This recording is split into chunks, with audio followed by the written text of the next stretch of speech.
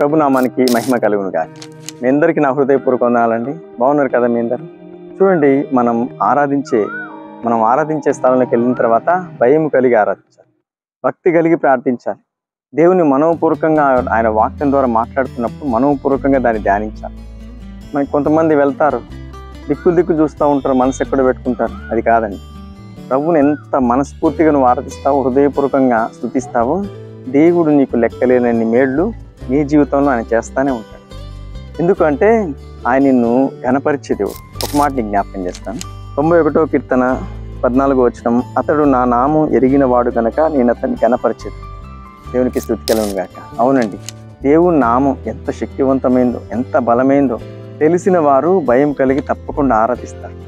ఒక సభలోనట ఒక ఆయన పాస్టర్ గారు వెళ్ళి కీర్తన పాడమని పిలిస్తే వెళ్ళి పాడాడు.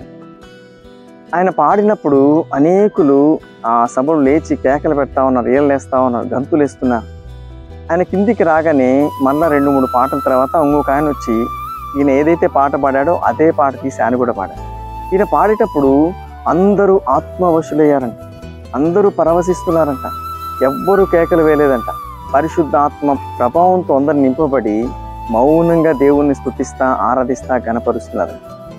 కిందికి వచ్చి ఆయన అడిగాడంట, నేను అదే పాట పాడాను, నీవు అదే పాట పాడావు, కానీ నేను పాట పాడేటప్పుడు అందరు ఇళ్ళలు వేశారు, గోలగోల చేశారు, కానీ మీరు పాడేటప్పుడు అందరూ ఆత్మ పరవశిస్తున్నారు, పరిశుద్ధ ఆత్మ ప్రభావంతో నింపబడ్డారు.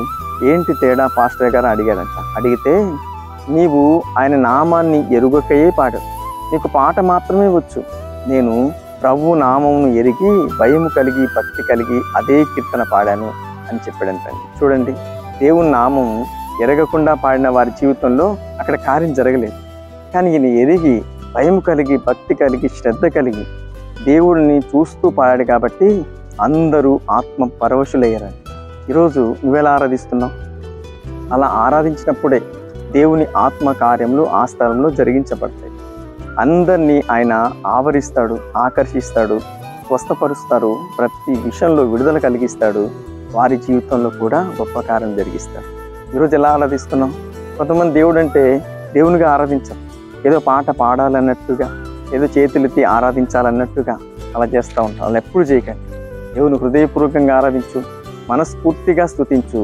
తద్వారా నీ జీవితంలో ఆయన ఆశ్చర్యకార్యాలు మరెన్నో చేయబోతున్నాడు, ఎన్నో నీకు ఇవ్వబోతున్నాడు. గొప్ప గొప్ప బహుమతులు నీ ఇంటికి ఆయన పంపించబోతున్నాడు. అందరికీ అతి కృప ప్రభు మనకు దయచేయునుగా. ఆమె మీ అందరి కోసం ఒక చిన్న ప్రార్థన చేస్తాం. మహాపరిశుద్ధుడా, మహోన్నతుడా, నీకు స్తోత్రం. ఈరోజు ప్రభా నీ నామమును వ్యర్థంగా ఆరాధిస్తున్నా, నీ నామమును ప్రభా ఎరుగకే కొంతమంది స్తుతిస్తున్నా. అలా ఉండకూడదునే.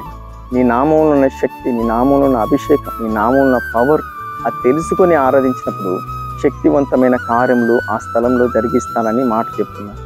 అతి కృప ప్రతి బిడ్డలకు దయచేయమని, ఈరోజంతా నీ బిడ్డలకు తోడుగా ఉండి నడిపించమని యేసు నామములో ప్రార్థిస్తున్నాం పరమ తండ్రి. ఆమె. చూసిన వారందరూ లైక్ చేయండి, షేర్ చేయండి, సబ్స్క్రైబ్ చేయండి. దేవుడు నిన్ను నీ కుటుంబాన్ని దీవించునుగా. ఆమె.